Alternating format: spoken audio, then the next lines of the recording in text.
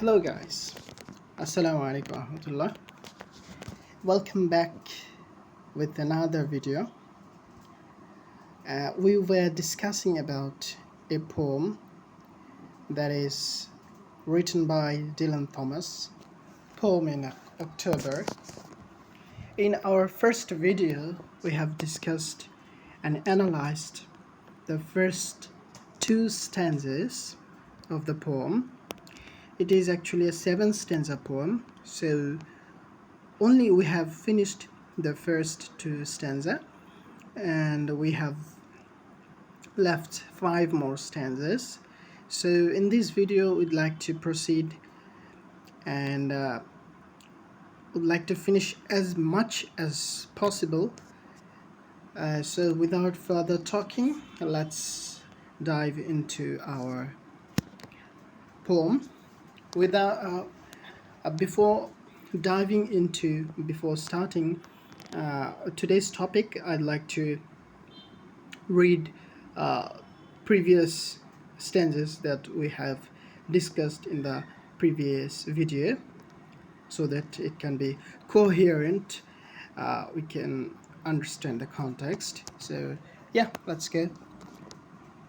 Poem in October. It was my 30th year to heaven. Woke to my hearing from harbour and neighbouring neighbourhood, and the muzzle pulled, and the heron priested shore, the morning beckon, with water praying and call of seagull and rook, and the knock of sailing boats on the net-waved wall. Myself too set foot that second in the still sleeping town and set forth. My birthday began with the water birds and the birds of the winged trees flying my name above the farms and the white horses, and I rose in rainy autumn and walked abroad in a shower of all my days. Okay, we'll read that in a moment. Let's start stanza 3. Okay, what the stanza 3 says.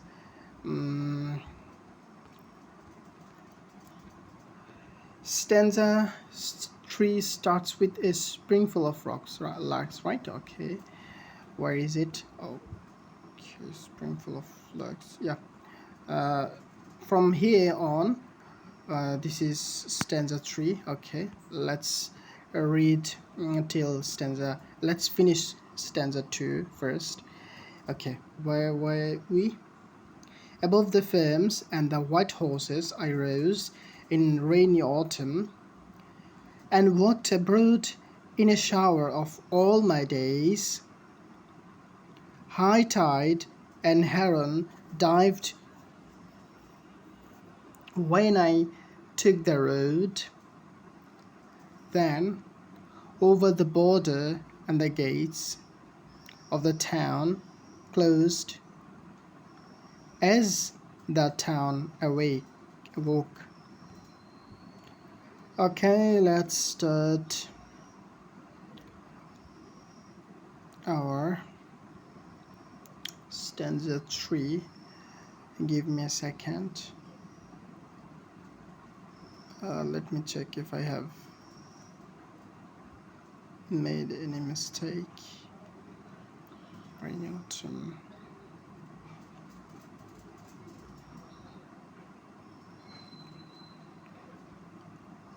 Okay,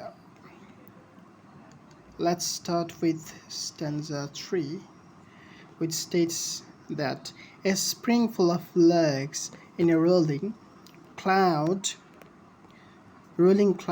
and the roadside bushes brimming with whistling. What does that mean? Let's read. Although it is autumn, October, that means autumn, the speaker sees a scene full of larks, birds, usually associated with spring. Right. Usually, although the month that the speaker or the author is writing about the poem is October or autumn. So it is unlikely to see the birds that usually associated with spring. But still, the author uses those, uh, you know, birds as a symbol. Springful suggests an abundance of life, freshness, hope, and youth. Yeah, that's the thing. To symbolize that the nature is very fresh and the writer is very hopeful and youth. To symbolize that, he uses the word springful. The boundary between the seasons begins to disappear because memory transforms reality. As we were discussing about the poem, that the writer feels nostalgia. As he walks through the nature, he recollects his memory. He revisits his childhood memories. So, in that way, it says that the boundary of nature, boundary of season disappears because of his memory. Memory transforms reality. Okay. Then cloud and the roadside bushes brimming with whistling. So in previous line, he talks about the heaven or sky, that the sky is full of birds, they are singing around. But now he actually descends to earth and describes that the roadside bushes are brimming with brimming actually means that filled with whistling of the birds. It's amazing situation he's describing here. Let's proceed to the next line, next verse actually. Blackbirds and the sun of October summary. Okay, what does that mean? uh, Blackbirds continue the musical imagery. Okay, blackbirds continue musical imagery. The mention of October sun reminds us that actual season is still autumn. Thomas skillfully combines two seemingly opposite seasons. Yeah, he actually says that although it is October, but the sun remains summary. In the next verse you can see summary. That means the it feels summer, although it is October, autumn, season of autumn, but it feels that it is the season of summer, which is in England.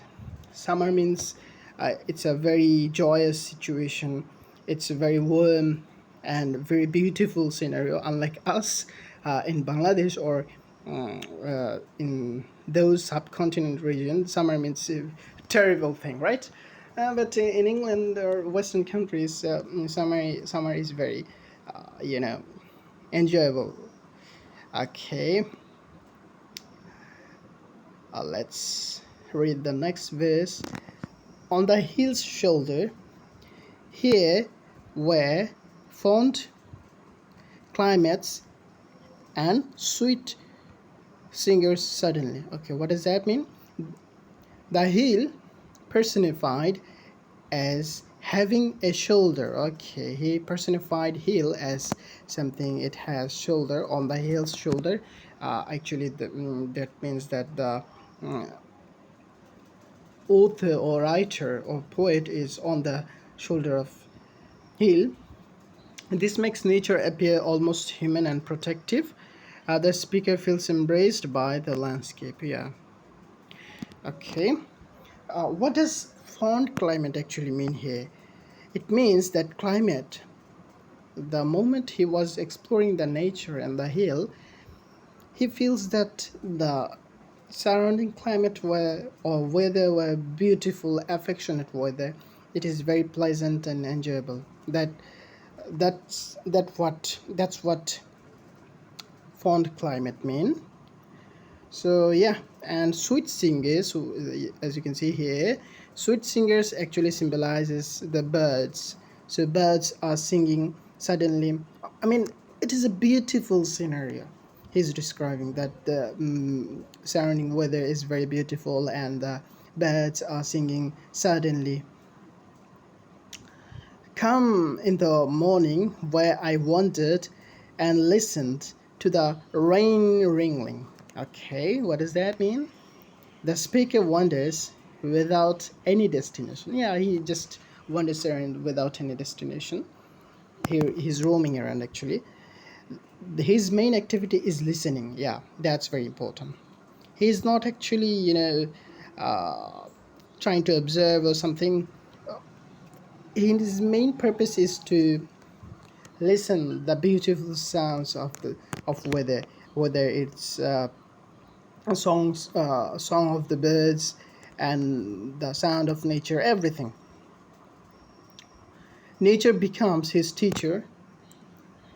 Nature becomes his teacher, and he becomes a humble observer. Yeah, of course, he's humble observer, and of course, as like William Wordsworth, he feels that nature is a teacher to him.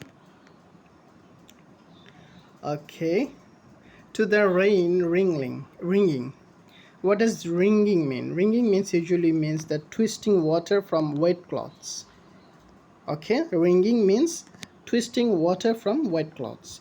What does rain? What does rain ringing mean? Here, rain seems to squeeze music or emotion out of the landscape. Right. Okay. The poet or the speaker imagines that rain is ringing or twisting, what is pouring, you could say, pouring, uh, it's pouring music along with its water or rain. Okay, Thomas gives physical force to nature. The next verse, what does it say? Wind blow cold in the woody fire under me. Okay, let's imagine the situation. The poet is on the hill, on the peak of the hill. He has climbed that uh, hill, and the wood below the hill is far away under him, and a wind, cold wind blowing there.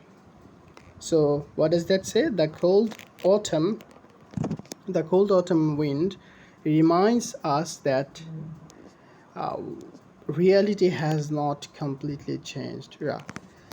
Although our poet, the speaker, is roaming around and imagining, uh, he's in the world or realm of imagination, but this cold autumn wind reminds the author or the speaker that reality hasn't changed, right? Reality hasn't completely changed. The speaker stands on a hill while the wood lie below. Yeah, that's what the verse says, right? We have read that wind blow cold and the wood far away under me. Okay. The contrast between the warm emotional world and the cold physical world creates a bittersweet mood. Okay, that's very interesting. Hmm. We have witnessed so far that he has described that there you go. It feels that the sun is the October sun, and the weather feels summery and warm, right? That means it's very enjoyable weather, very warm weather. It feels that nature is welcoming him, but it contrasts with the wood below, or you could say the real world, it signifies real world below, that which is cold and unwelcome, it's very harsh, right? He has contrasted that with the wood. Yes, that's very interesting. Okay, let's find out what are the literary devices the author, or Dylan Thomas, uses in this stanza. Spring symbolizes youth, okay, hope, rebirth.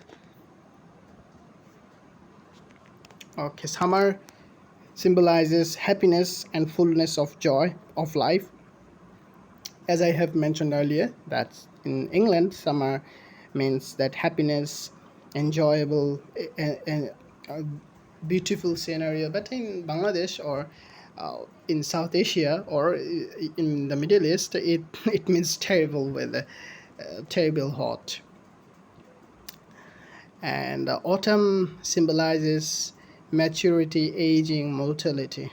Okay, that's it. We have three literary devices from season and contrast. We have personification, that uh, Hill is personified here, uh, as he has a shoulder, that means he has personified like a human. Nature behaves like a living companion. Okay, we have auditory imageries like larks, the songs and sounds of larks, blackbirds, whistling, rain, wind, etc. Okay, what are those? Larks, blackbirds, whistling, rain, and wind. Okay, what are the symbolism? Hill symbolism, it's very important. Let us uh, draw our attention to that hill symbolizes spiritual elevation and perspective. Okay, that the more the speaker rises above or climbs the hill, that means that he's ascending spiritually. It symbolizes that his spiritual elevation. Okay, bird song symbolizes joy, inspiration, voice of nature. Cold wind, which symbolizes the unavoidable reality of the aging time. Okay, I think significance of stanza 3, which means that memory has power to transform reality. That's important. That uh, irrespective of your present situation, whether you are living in hell on earth, or you are living in under very harsh condition, everything uh, is against you, it's very adverse situation, but it is your mindset or your power of memory that can transform your reality into a very beautiful and enjoyable thing. It's about all about your mindset. Okay, let's read it and then proceed to the stanza 4. Although the speaker is physically in October, his heart returns to the spring and summer of childhood. Okay. The landscape becomes timeless while different seasons merge into one. Okay. Thomas suggests that the imagination can overcome the limits of ordinary time, allowing the past to live vividly within the present. Okay, I hope that we have understood. So uh, let's proceed on stanza 4.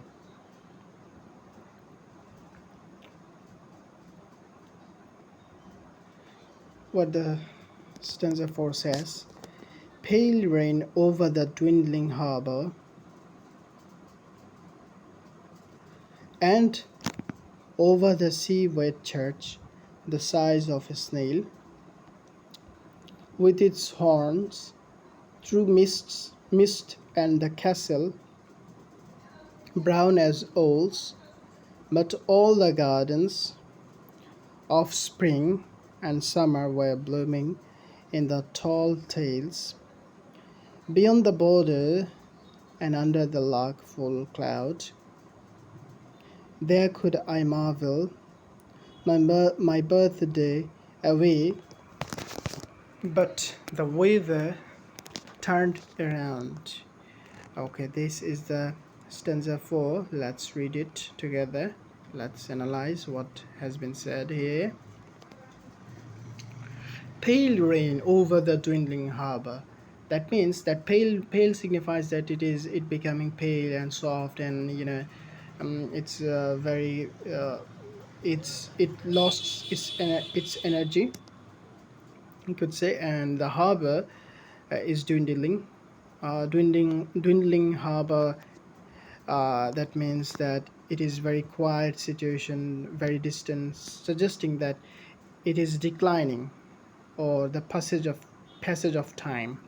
Actually, the harbor may symbolize the speaker's present adult life. Okay, the harbor may symbolize that his present adult life, which seems less vibrant than his memories. Okay. Okay, I hope we have understood that this line symbolizes his adulthood, especially the dwindling harbor, which is less enjoyable, less vibrant, less lively, which symbolizes his present life.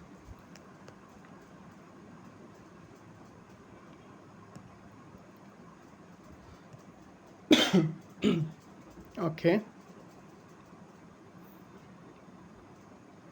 And over the seaward church, the size of a snail. Over the seaward church, the size of a snail, with its horns through mist and castles. Uh, the poet imagines that he sees from above a church below, uh, like a size of a snail, and he imagines the, what he can say, the minarets or the horns, the church spire. What does that mean? Let us see a picture, then it would be it would be clarified to you. Church spire, church spire. Let us see a picture.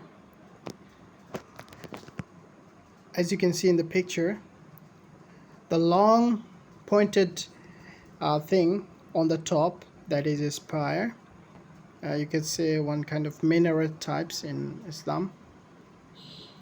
So he imagines, or he witnessed that the minarets, or the spires of, or tower, you could say tower, as horns, that is rising through mists and like a castle. It creates a dreamlike situation, and he imagines church as a snail. He compares church with a snail. Okay.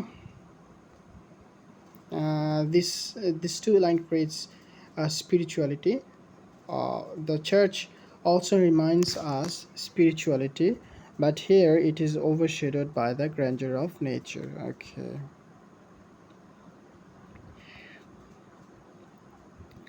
Brown as owls, but all the gardens of spring and summer were blooming in the tall tales. What does that mean? Brown as owls means that the castle is compared to owls. In the previous line, there is a mention of castle. The castle was compared to owls. Birds traditionally associated with wisdom. That means owls is traditionally associated with wisdom, mystery, and silence. So, of course, a castle is this particular castle is compared with a brown owls. This simile makes the ancient castle seem alive and watchful. Yeah, this simile makes uh, that castle as very alive and watchful.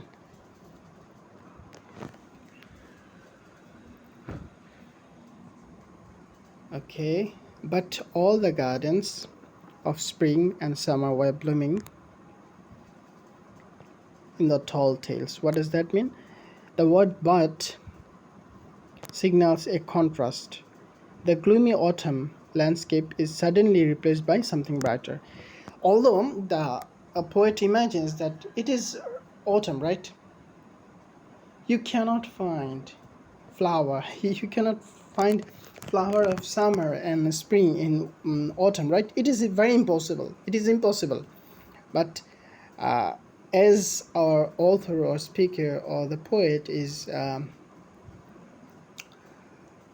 wandering around his whimsical views, whimsical his imagination. So he's imagining that and the garden is full of flowers of spring and summer. Okay, let's read it. This is impossible in reality, showing that the speaker has entered the realm of memory, as I have said earlier.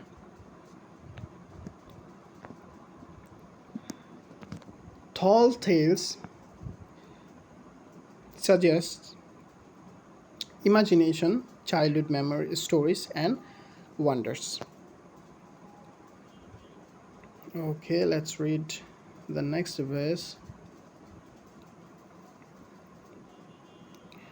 Beyond the border and under the lark full cloud, there could I marvel. The border is symbolic.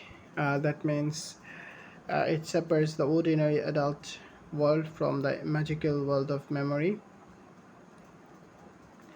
And he imagines that the cloud is full of larks, or lark, as he said, lark full cloud, which reinforces his imagination, joy, and freedom. There could I marvel. That means marvel means his means to experience wonder and amazement. Like a child, he could roam around and wonder with amazement and see the lark full of cloud full of larks, etc. Okay, the last verse of this stanza is, my birthday away, but the weather turned around. What does that mean? Time passes unnoticed because he is absorbed in wonder. He suddenly the weather changes.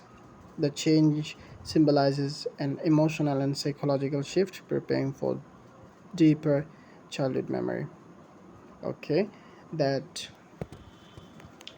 that verse symbolizes that the time has passed away, uh, although he is unnoticed because of his indulgence in nature, or he's absorbed in nature in wonder.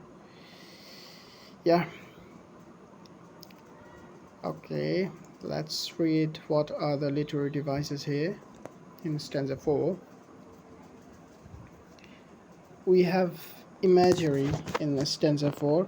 Thomas paints vivid pictures like pale rain.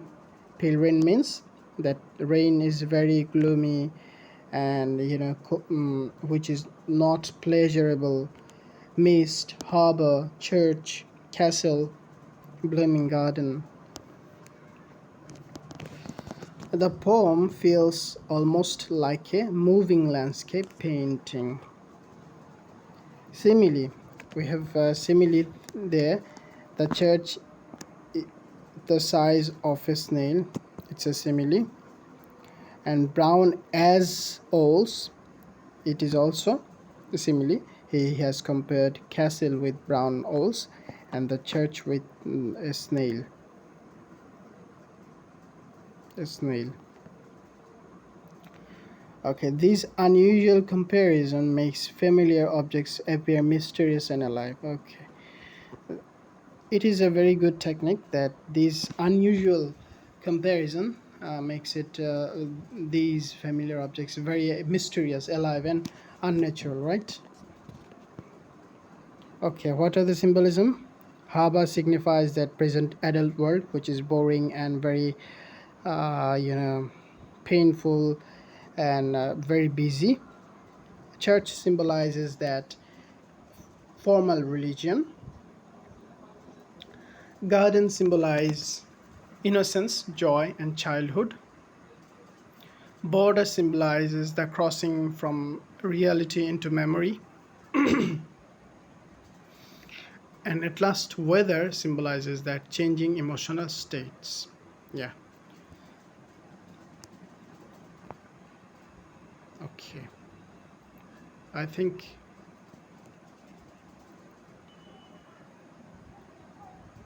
significance of stanza 4.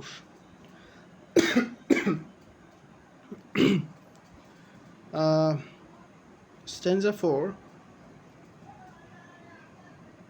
if we could explain that in a sentence, that could be memory is more powerful than physical reality, right? The main word of stanza 4 could be memory is more powerful than physical reality. Okay, that's it.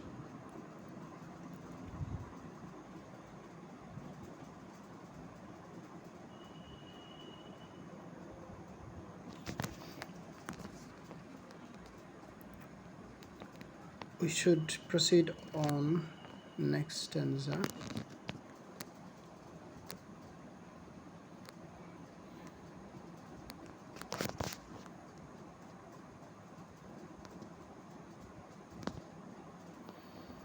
Okay, now let's read the stanza 5.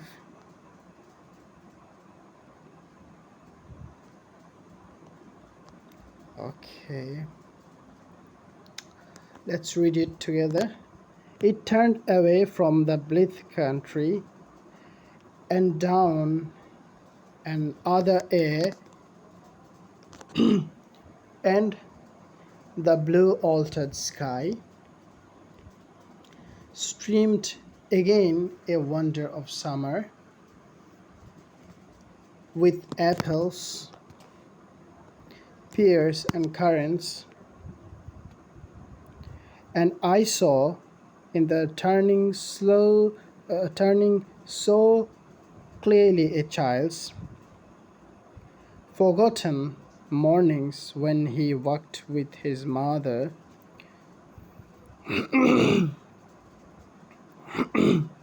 through the parables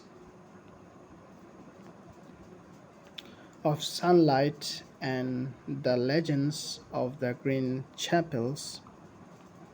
Okay, that's the stanza 5 for us. Let's read it together, explain it. It turned away from the bleak country. What does that mean? It refers to the weather. Okay, the weather was very, you know, from our reading the previous stanza, we have found that weather was becoming very gloomy, but in this stanza, we can see that it turned away and from the bleak country. It refers to the weather. Bleak means cheerful and carefree or happy. The bright countryside disappears as the poem shifts from external landscape to the speaker's inner world.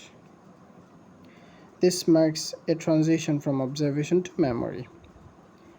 Okay.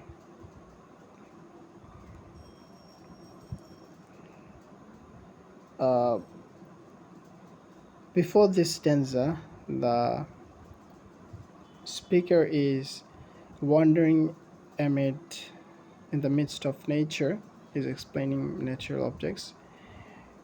This line, this verse, marks the beginning of his transition, which is he's more contemplating on his memory.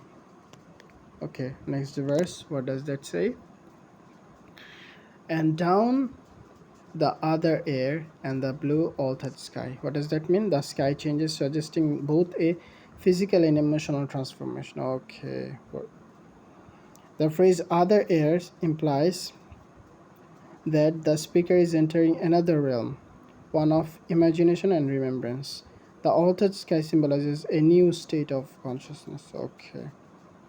This means that his physical and emotional transformation basically.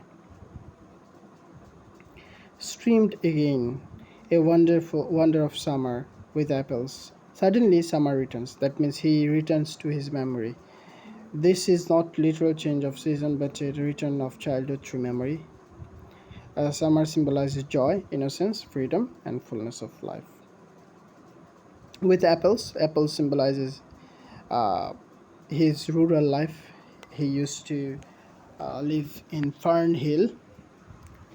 He has written actually a poem about Fern Hill.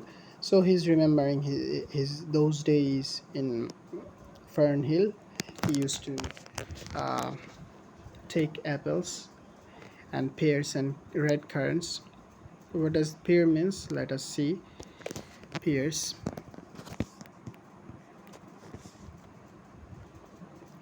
Pears. These are. This is called pears. In Bangla, it is called nashpati. You can see here. These are pears. Yeah, these are pears. In Bangla, it is called nashpati. Okay. What is red currants? Let's see. Red currants.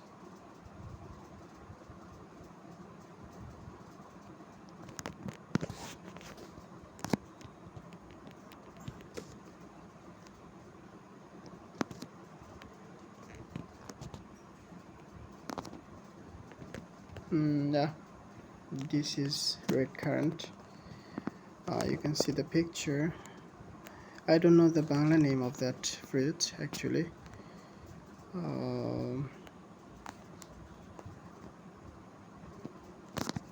Let's see what is the Bangla name of that. Let's search here. I'm apologizing for taking too much time. Let's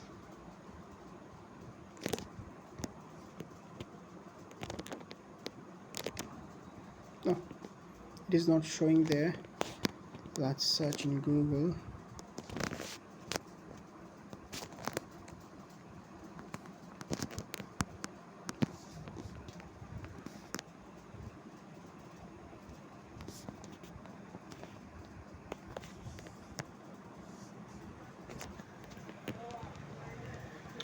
It is not showing anything. It is a European fruit, so yeah. He's imagining fruits from his childhood. Once he used to eat and collect those fruits, and he's um, actually recreating his childhood sights, taste, and colors. Okay, and I saw in the turning so clearly a child's. In the turning means that refers to the changing weather and the turning of time. Actually, he goes back to his memory in childhood. Actually, that's what turning means. The speaker suddenly sees his younger self and remarkable clarity. With remarkable clarity, memory becomes almost as real as the present. Okay, the poet imagines that he has become younger now.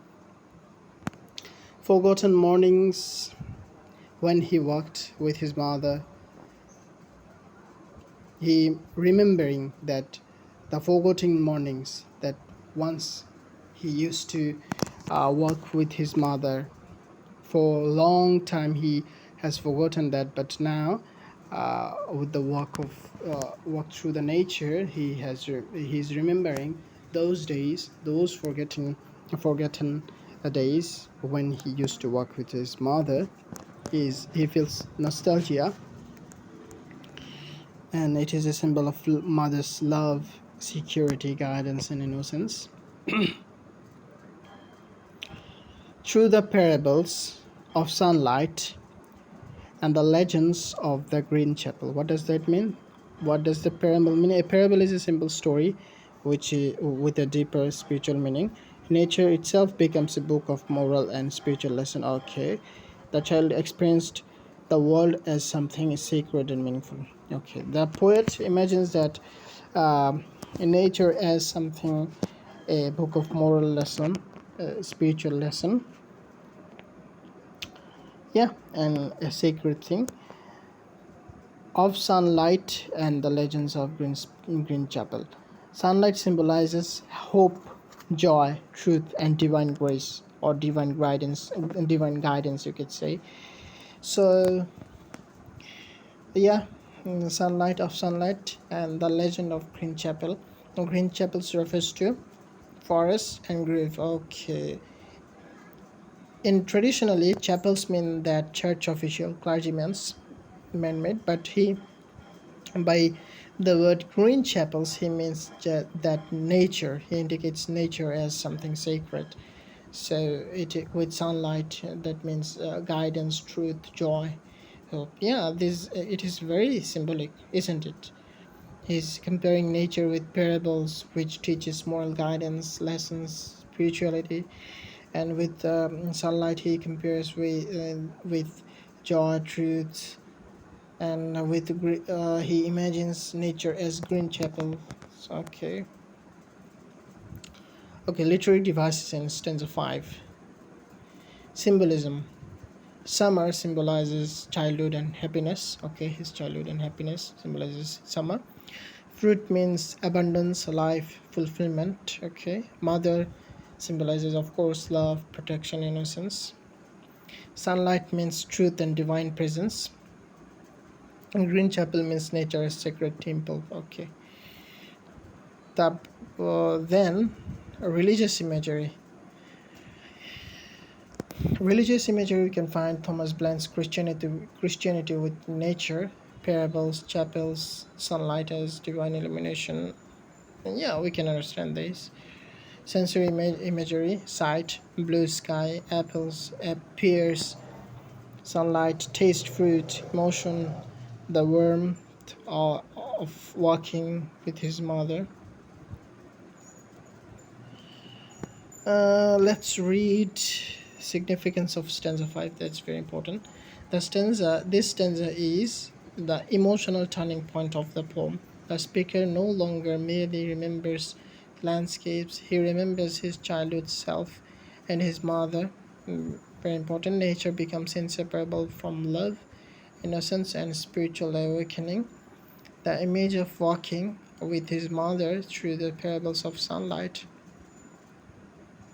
suggests that childhood was not a simple period of happiness. It was the time when every part of nature world seemed full of meaning and divine mastery.